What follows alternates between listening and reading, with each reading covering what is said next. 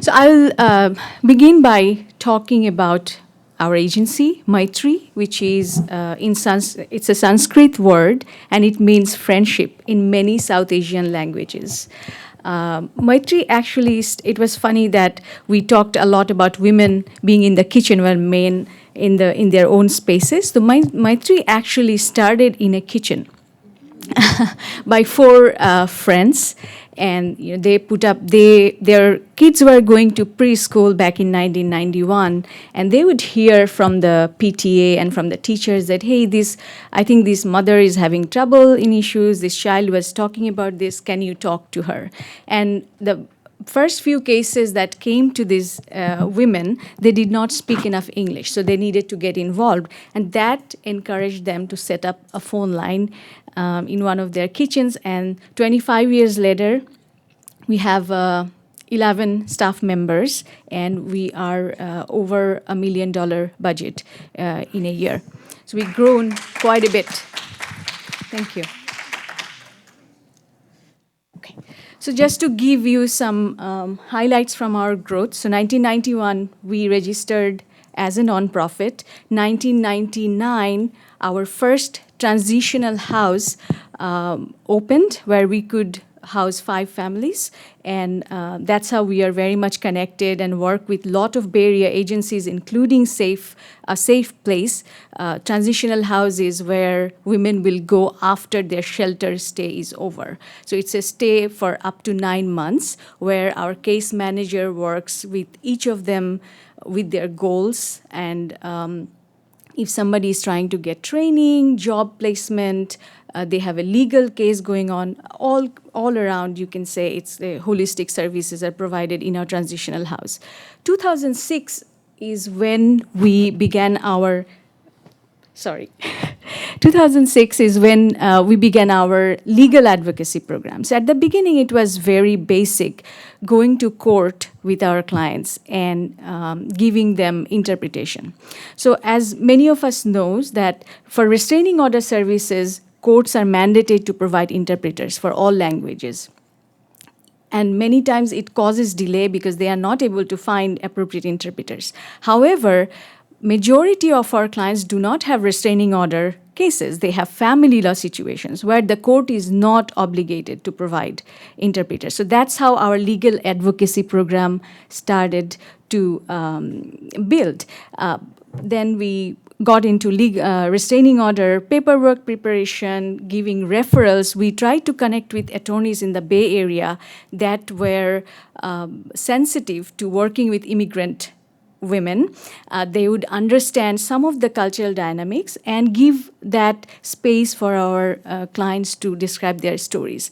A lot of people who are not used to going to attorneys sometimes don't know that the stories they are telling, even if they are not relevant to the story, the lawyers are going to charge them by the hour. So that is a learning experience for many. So that is another part that we do. It sounds very simple, but we really have to spend some time getting this to our clients. You want to talk everything, you can talk to me. I will not charge. I'll sit with you for hours. But when you go to the attorneys, make sure your questions are very specific to your case and you are not talking about other irrelevant issues.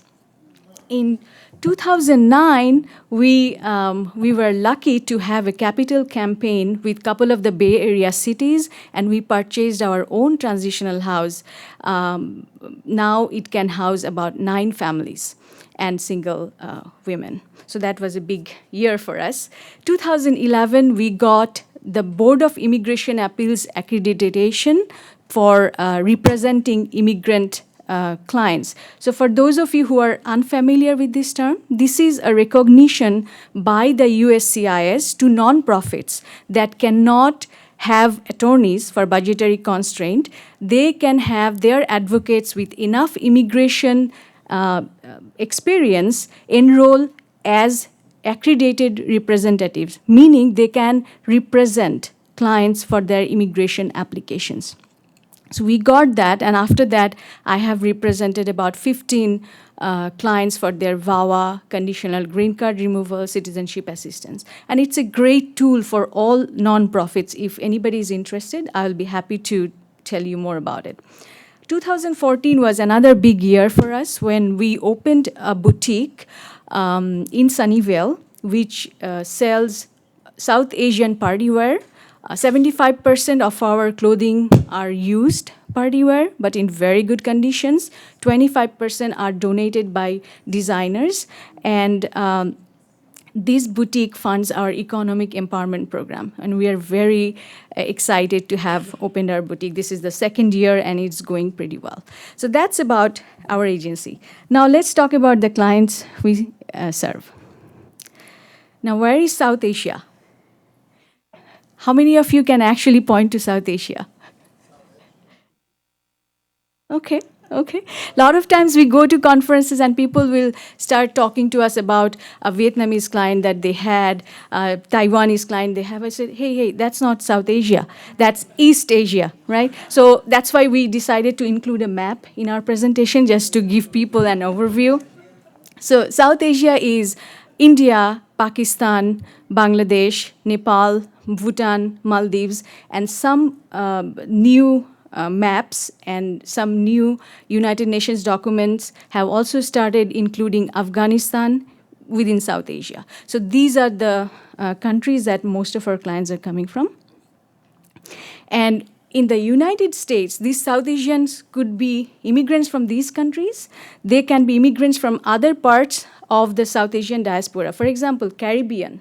Lot of South Asians have historically living in Caribbean, in Fiji Islands, Kenya. So we have all that diaspora also as part of their ethnic group. They also give us calls and we reach out to them. And the second generation, of course, who are being born here, even though it's a very limited number, still we do get calls from them sometimes.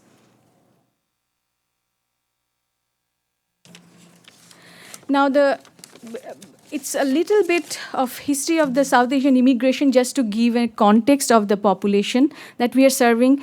Before 1965, the immigration was very limited. Then in 65, there was huge wave of immigrants coming into the US. And the biggest group that we serve right now are when they're coming after the 1990s or the technology boom, the H1s, temporary high-tech workers that are based in the Bay Area. So that's when most of the immigration in this area happened. And as you can see, depending on when people have immigrated, it has influence their thoughts about domestic violence. It has influenced how their economic status is in this country. Now, the first two speakers, it was very interesting to hear Ms. Nunu Kadane mention that, what is the African community? It's 54 different countries, and we tend to forget that, right? So just to go back to her words and talking about the diversity within South Asia, see all the major religions other than Judaism, very limited.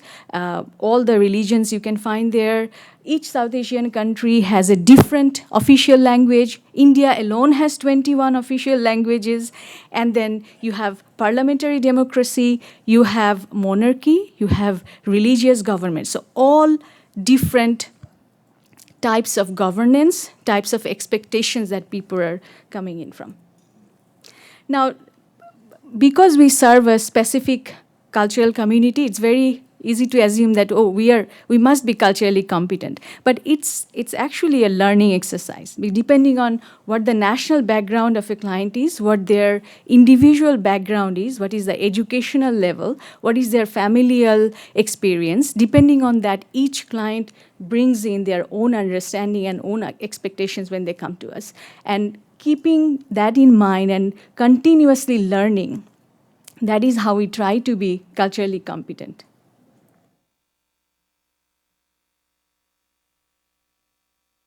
So interpreter, as you can understand, because in lot of different languages we have, our clients are coming from. So interpretation is very, very crucial for us. In our office, we have 8 different languages spoken within the staff members. And if you include our volunteers, that will be about 15 languages. But that's still short of only India's official languages, right? That's 21. But we try to manage. There are some groups that have more need for interpretation than the others. So we try to recruit language advocates. We try to train community members who are interested to get involved but not in the level of counseling, or they're a little bit intimidated by the term domestic violence. So we offered them, there are other volunteer opportunities. If you can translate a document, interpret in a non-legal setting. So we try to recruit people like that.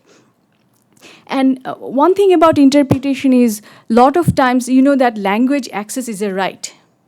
So it's a right. However, unfortunately, when you go in the field, you will see police officers coming to your home and, well, everybody knows 1 or 2 English words, right? You have been living here, they probably know. However, their understanding may be very limited. So even if they will say 1 or 2 sentences in English, the police will say, you're fine, you don't need an interpreter. And that has happened many, many times. So we try to encourage, when we go out and do outreach, we try to tell the community members, if you have a police officer or any person from the system ask you questions about anything you're not sure and you don't know if you are understanding the question right, always ask for an interpreter. There is no shame, because people could be engineers, but their working knowledge of legal English may not be there. So they may end up needing an interpreter. So that's a very big deal. And we found that about 1/3 of our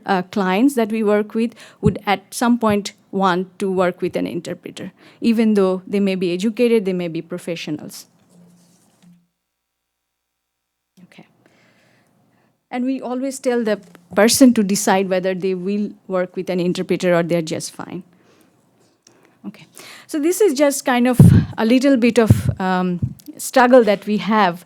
If you read this quote, this is from a Nobel laureate in idea of justice. He was talking about, it's not just the law, right? It's also how people perceive their lives, right? So the idea of justice is very complex. It cannot be just criminal justice, sending a person to jail, or it cannot be that the family law dividing the property between the spouses. They still have that sense of unjust, that this is not fair. This is not justice. And that understanding comes from a very different legal system. Now, I want to talk a little bit about the legal system of these countries and how it is different in some ways. Sorry, what happened? Okay. So, out of these 8 countries that I have mentioned, in 4 countries, domestic violence is a crime. There is legislation saying that domestic violence will be prosecuted, right? And that doesn't necessarily mean everybody will jump and call the police. And the definition of domestic violence is very different from the definition of the penal code in the United States. So for example, in India, the domestic violence is described in a very broad manner. So emotional abuse, psychological abuse can be a cause for somebody's arrest. And not just the individual, the woman can also file the same complaint about the whole family, right? It's a very broad definition, which is not available here. So we have had situations when women will call the police and try to file a report that he's harassing me, he's emotionally really abusing me, and the response would be, well, you can file a restraining order. But that is not the expectation, right? And in terms of the police is sometimes, many people will not want to call the police because of fear of the authority, right? Most of these countries have gained independence in 1947, and with some exceptions, there are wars in some other parts of the region. So people are not very trustful of the police. And many times police will play a mediator's role. Like if you call a policeman and say, can you warn him, he's misbehaving with me, that's very much possible, right? But not in Santa Clara County, where there is a mandated arrest protocol. If you are called for a domestic violence situation, mandatory arrest, right? So some things are very different, and these are just some examples. And then if we talk about the family laws, interestingly, most of this country, in their family law system, the mother has preference in terms of physical custody of a very young child. Up to 7 years old, it's mother, maximum custody. Father only has visitation. For a male child, it's 7 years. For a female child, it can be up to 12. Before she becomes, before she hits puberty. So, and that is very different from the equal rights for father and mother. Even though that is only for physical custody, legal custody may still be with father. So these are some of the very basic differences that we see, and our discussions when somebody comes in to our legal program starts from giving them the information. This is the law of this country. So if whatever is happening, it will happen according to these rules, and it helps them make an informed choice of what they plan to do or not plan to do. Community involvement, I know that Dr. I wrote her name, Dorothea mentioned, right? The group identity, it's very important. Even though domestic violence is a crime, you can call the police, the person may get arrested, then the preference is always like mediation by your community members, elders, for example, right? That can you just talk to him, maybe he will come around, and can we just keep the family, but by mediating a suitable situation for all of us. So these things are seen as integral part for our advocacy efforts. I think I mentioned some of them, and two other things I wanted to mention is abandonment. So abandonment I think it's a pretty unique issue for the immigrant community, where a spouse is here, but she's taken in a home country, either by misinformation or by force sometimes, and then taken, her legal papers are taken away so she cannot come back. So we see these kind of cases a lot. We get calls from the home countries, then we have to work with the system. We have to work with the immigration authorities and bring them back here, and then they can go to court and try to get their rights. And that's actually, I would say about 5% of our clients will fall into that category. We do a lot of work in international parental abduction. I'm sure that's another issue for a lot of the immigrant communities, where parent has taken a child back to, let's say, India or Pakistan, where they're not signatories to the Hague Convention for International Child Abduction, and then so they do not have to abide by the laws of another country or set up a special court for deciding the custody matters. So these are pretty unique issues that we have to deal with, and we have a lot of cases coming in on a monthly basis. So because the need is such, we have developed few resources that that will suit our clients more than probably others. We have connected with experts in home countries, let's say a lawyer in Sri Lanka, a human rights advocate in India, things like that. So when a client is there and we need some kind of advocacy, we can rely on them. We work with the consulates very closely, especially the Indian consulate in San Francisco, for when we have trouble related to passports, or even they have a financial grant for helping some of these abandoned women to come here and file their cases. So we work very closely with the consulates. We also take their help when one party wants to serve the other party and that party is not found. So we try to reach out to the consulates and see if they have any information in this. And they are very, very helpful. They are a very good resource for us, and they also keep our information in their premises so that anybody that needs that information can have access to us.